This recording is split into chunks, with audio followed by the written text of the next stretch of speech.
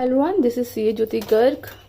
आज जो स्टैंडर्ड हम स्टार्ट करेंगे वो रहेगा आपका ऐसे 501 audit evidence special consideration for selected items. आपका जो स्टैंडर्ड है 501 वो स्पेसिफिकली सिर्फ 3 आइटम्स के बारे में बात करता है। 501 ने स्पेसिफिकली सिर्फ 3 आइटम्स के बारे में बताया है कि इस आइटम्स में क्या चेक करना है और कैसे चेक करना है। राइट, स्टार्ट करें। सबसे पहले हम बात करते हैं इन्वेंट्री के बारे में। सबसे पहली आइटम है इन्वेंट्री।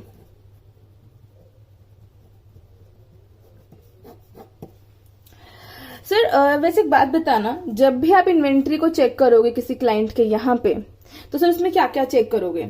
सर आप चेक करोगे उसका वैल्यूएशन ठीक से हुआ है कि नहीं हुआ। सर एएस के अकॉर्डिंग उसका प्रेजेंटेशन हुआ है कि नहीं हुआ। राइट, एग्जिस्टेंस के बारे में आप चेक करोगे। एग्जिस्टेंस का मतलब है सर जितना बुक्स में दिखा है। 31 तारीख को बुक्स क्लोज हो रही है, 31 मार्च। तो अगर बुक्स के अंदर 100 बैग्स दिखाए हैं कि मान लीजिए आपका क्लाइंट सर वीट में काम करता है, गेहूं में काम करता है, तो उसने अपने स्टॉक में दिखाया कि आज के दिन मेरे पास 100 बैग्स हैं गेहूं के। एग्जिस्टेंस। राइट, तो आप चेक करोगे कि जो चीज बुक्स में लिखी हुई है वो एक्चुअली एग्जिस्ट कर रहा है कि नहीं कर रहा। उसका कंडीशन सेलेबल है ना, खराब तो नहीं है। राइट, ये कुछ बेसिक चीजें हैं। जब भी आप इन्वेंट्री को चेक करोगे तो आप इन चीजों को चेक करोगे। राइट, लेकिन जो 501 है ना सर, उसने सिर्फ बात करी है कि खाली ओनली इन्वेंट्री के एग्जिस्टेंस और कंडीशन को कैसे चेक करना है। सर ना वो बात करता वैल्यूएशन को कैसे चेक करना है, ना 501 ने बताया उसका प्रेजेंटेशन वगैरह कैसे चेक करना है।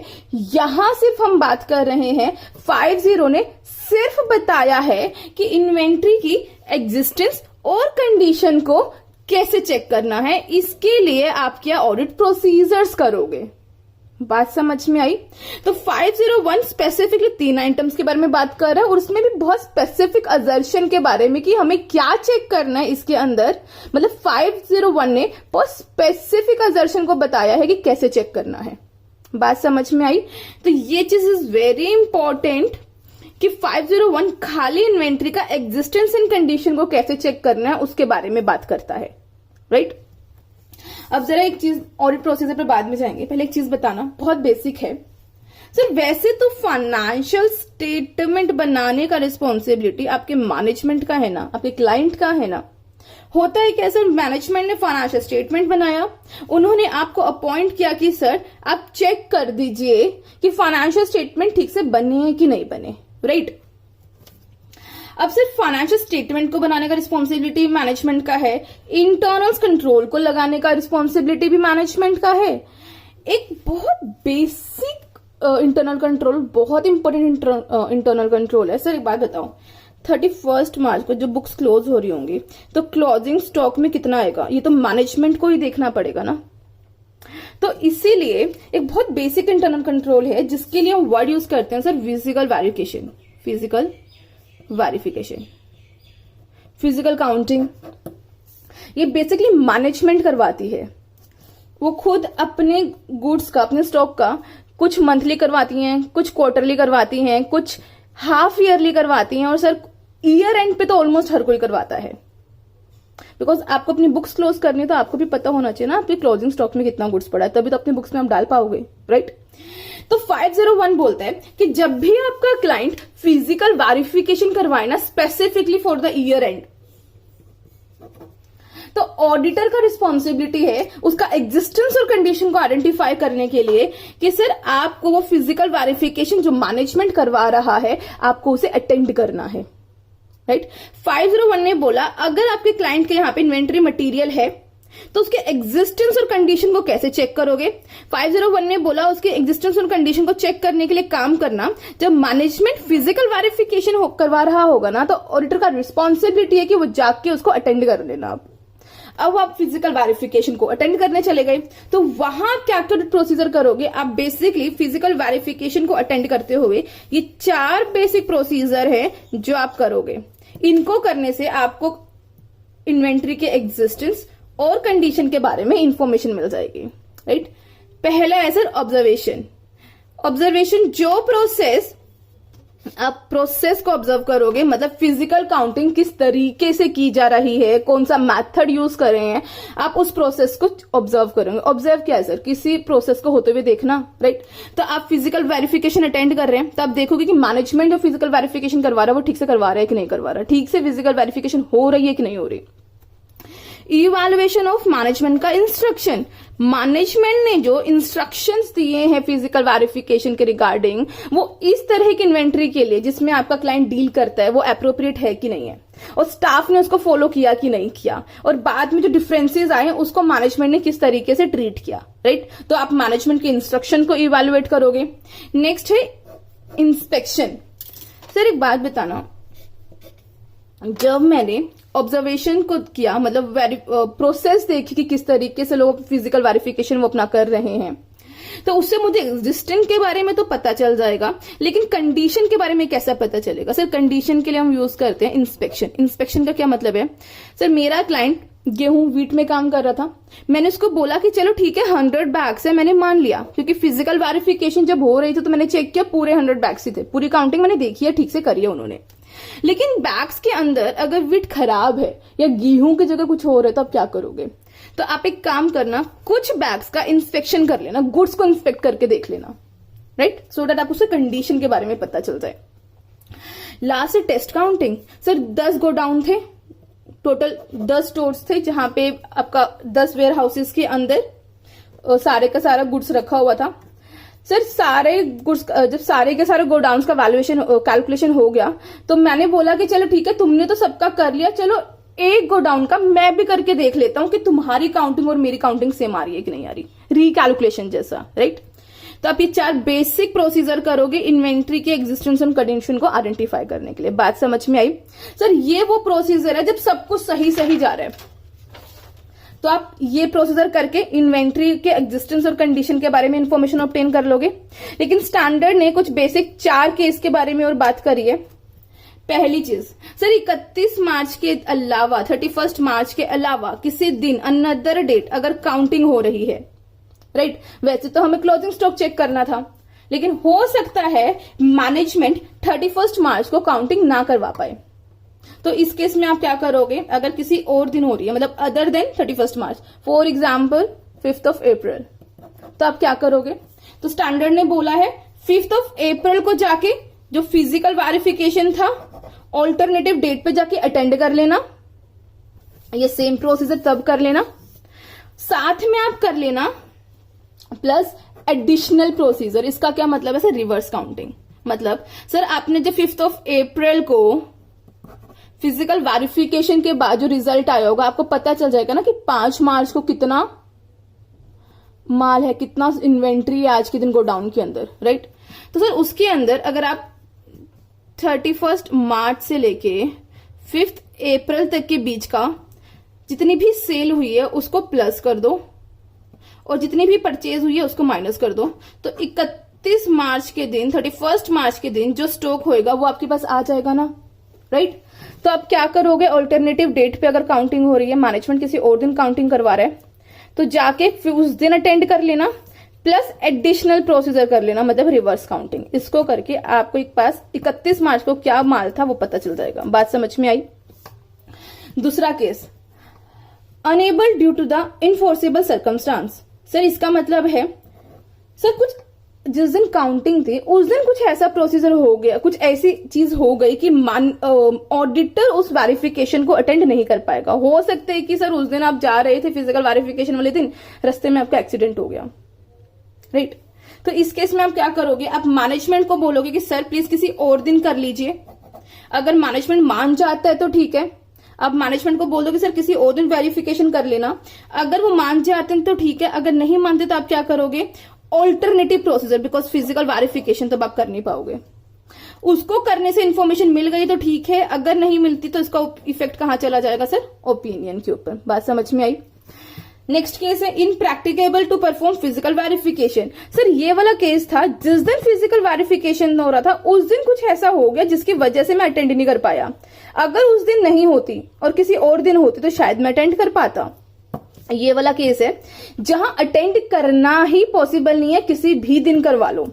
अगर मैं बात करूं प्रोनाउंसमेंट की, इंस्टीट्यूट ने जो एग्जाम्पल दिया तो सर उसने दिया कि मान लीजिए इंडिया पाकिस्तान के बॉर्डर के ऊपर है, तो आप किसी भी दिन जाओगे तो ऑडिटर के लिए बहुत रिस्की है वहां पे परफॉर्म करना, राइट? तो आप किसी भी दिन फिजिकल वेरिफिकेशन करवा लो, सर हम कर ही नहीं सकते। तो इस केस में आप क्या करोगे? आप ऑल्टरनेटिव प्रोसीजर करोगे। अगर उससे इंफॉर्मेशन मिल गई तो ठीक है, अदरवाइज इसका इफेक्ट कहां चला जाएगा सर? आपके ओपिनियन के ऊपर। अब इन दोनों में डिफरेंस क्या है? पहले वाला केस है कि सर जिस दिन फिजिकल वेरिफिकेशन हो रहा है उस दिन कुछ ऐसा हो गया जिसकी वजह से मैं अटेंड नहीं कर पाया, तो मैनेजमेंट को हम पहले बोल देंगे किसी और दिन करवा लो, बिकॉज उस दिन आके मैं अटेंड कर लूंगा, राइट? अगर करता है तो ठीक है, अदरवाइज ऑल्टरनेटिव। यहां पे आप किसी भी दिन करवा लो, कर ही नहीं सकते। बेसिक रीजन है कि ऑडिटर की लाइफ के लिए वो सेफ नहीं है, ठीक है? कुछ इतना बड़ा रीजन होना चाहिए। तो आप ऑल्टरनेटिव प्रोसीजर कर लेना, उससे इंफॉर्मेशन मिल जाए तो ठीक है, अदरवाइज नहीं। लास्ट केस है सर, वेरी वेरी इंपॉर्टेंट। आपके क्लाइंट का इन्वेंट्री थर्ड पार्टी के पास, आपके क्लाइंट के पास नहीं है, तो आप कैसे चेक करोगे? सर कुछ बेसिक प्रोसीजर है जिसको आप इस केस में फॉलो करेंगे। इसके लिए एक निमोनिक भी है, अब याद करना चाहे तो क्रिस्प प्रोसीजर्स। थर्ड पार्टी के पास अगर गुड्स हैं आपके क्लाइंट के, तो उसको चेक करने के लिए आप कैसे प्रोसीजर्स करोगे? क्रिस्प प्रोसीजर्स करोगे, right? C stand for the confirmation, third party से आप कंफर्मेशन ले सकते हो। R stand for the report of another auditor. Sir third party का भी तो ऑडिटर होगा ना, उसने भी तो अपना ऑडिट करवाया होगा, तो आप उसकी ऑडिट रिपोर्ट से देख सकते हो। इंस्पेक्शन, अदरवाइज आप खुद जाके इंस्पेक्ट कर सकते हो।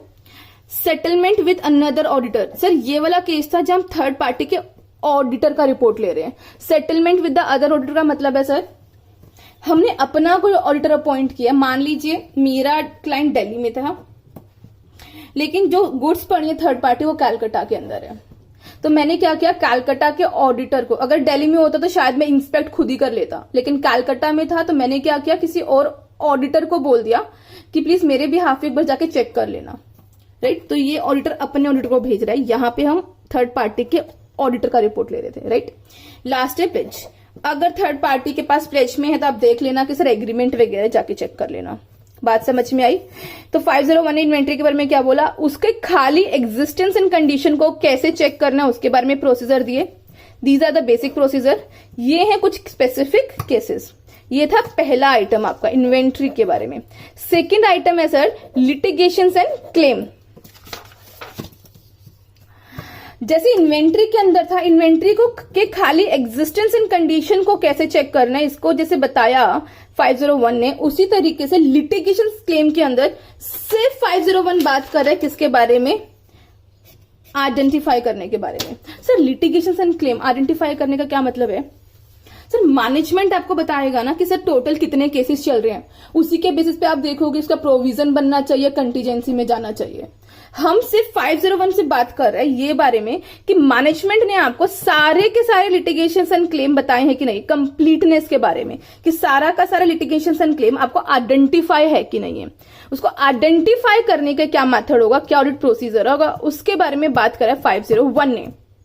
वो नहीं बात कर रहा है कि उसका प्रोविजन कैसे बनना चाहिए या फिर आप कैसे चेक करोगे, वो खाली बात कर रहा है लिटिगेशन एंड क्लेम को आइडेंटिफाई कैसे करोगे। बात समझ में आया कि मैनेजमेंट ने सारे के सारे लिटिगेशन एंड क्लेम आपको बताए हैं कि नहीं बताए। पहली चीज, आप इंक्वायरी करोगे मैनेजमेंट से, इन हाउस काउंसलर जो भी उनको लीगल एडवाइस देता है उससे, रिव्यू करोगे मिनट से, आपके क्लाइंट की मैनेजमेंट की जितनी भी मीटिंग्स हुई है लॉयर्स वगैरह के साथ उनके मिनट्स चेक कर सकते हो। Legal expense, sir legal expense कितना हो सकता है? मैनेजमेंट ने बोला कि सर हमारा 2 केसेस चल रहा है और उसमें अगर हम हार भी जाते हैं तो हमें मैक्सिमम 20 लाख रुपीस देना पड़ेगा। आपने जब लीगल एक्सपेंस देखा था सर ऑलरेडी वो 12 लाख रुपए एक्सपेंस कर चुके हैं। एक बात बताओ, अगर देना भी पड़ा तो 20 लाख देना पड़ेगा, 12 लाख तुम ऑलरेडी खर्च कर चुके हो, कोई लॉजिक नहीं बनता ना। तो देख लेना लीगल एक्सपेंस जितना वो क्लेम कर रहे हैं उसके अकॉर्डिंग सुटेबल है कि नहीं है, राइट। WR मैनेजमेंट से रिटर्न में ले लेना कि आपने सारे के सारे लिटिगेशन एंड क्लेम हमको बता दिए हैं। बात समझ में आई। These are the basic procedures जो इसको आइडेंटिफाई करने के लिए आपको करने हैं एज पर द 501। लेकिन बेटा ये प्रोसीजर करने के बाद अगर तुम्हें डाउट रेज होता है कि मैनेजमेंट ने आपसे कोई लिटिगेशन एंड क्लेम हाइड किए हैं, आपको सारे के सारे लिटिगेशन एंड क्लेम नहीं बताए गए, तो आप क्या प्रोसीजर करोगे? These are the basic procedure जो होंगे ही होंगे। लेकिन अगर आपको डाउट आता है तो आप एक्स्ट्रा क्या प्रोसीजर्स करोगे सर? आप क्या करोगे? पहले आपने इन हाउस काउंसलर से बात करी थी मैनेजमेंट के, जो कि इन हाउस मतलब उनके ऑफिस के अंदर जो लॉयर्स वगैरह थे। लेकिन अगर आपको डाउट रेज होता है तो आप उसके एक्सटर्नल काउंसलर से बात करोगे। घर से बाहर तभी जाएंगे जब आपको रिस्क लगता है, अदरवाइज नहीं, राइट। अगर डाउट राइज होता है तो उसको क्लियर करने के लिए आप क्या करोगे? आप एक्सटर्नल काउंसलर से बात करोगे। अगर वहां से इंफॉर्मेशन मिल गई, सर हो सकता है कि एक्सटर्नल काउंसलर आपको इंफॉर्मेशन ना दे, लाइक सीए होते हैं, हमें अपनी इंफॉर्मेशन, हम अपने क्लाइंट का इंफॉर्मेशन नहीं शेयर कर सकते ना। हो सकता है कुछ ऐसा ही रिस्ट्रिक्शन काउंसलर के ऊपर भी हो, या फिर मैनेजमेंट आपको कम्युनिकेट ना करने दे। तो अगर बात नहीं हो पा रही तो ऑल्टरनेटिव प्रोसीजर कर लेना। अगर इंफॉर्मेशन मिल जाती है तो ठीक है, अदरवाइज इसका इंपैक्ट कहां जाएगा? ओपिनियन के ऊपर। बात समझ में आई। 501 खाली किस चीज के बारे में काम कर रहा है? आइडेंटिफाई किस तरीके से करोगे आप लिटिगेशन एंड क्लेम की मैनेजमेंट ने सारे के सारे आपको बताए हैं कि नहीं बताए, right. Last segment reporting. Sir as per AS 17 और इंड AS 108 सेगमेंट रिपोर्टिंग के बारे में बात करता है। तो आप चेक करना कि जहां सेगमेंट इंफॉर्मेशन मतलब सेगमेंट रिपोर्टिंग होनी चाहिए थी वो एज पर FRF हुई है कि नहीं हुई। बात समझ में आई। सर ये 3 आइटम्स हैं जिसके बारे में 501 बात करता है, जिसके अंदर पहला है आपका इन्वेंट्री। इसमें क्या चेक करना है? उसका एग्जिस्टेंस एंड कंडीशन। कैसे चेक करना है? By attending of physical verification, right. Physical verification को अटेंड करके आप उसका एग्जिस्टेंस एंड कंडीशन आइडेंटिफाई करोगे। और ये कुछ 4 स्पेसिफिक केसेस। एक चीज याद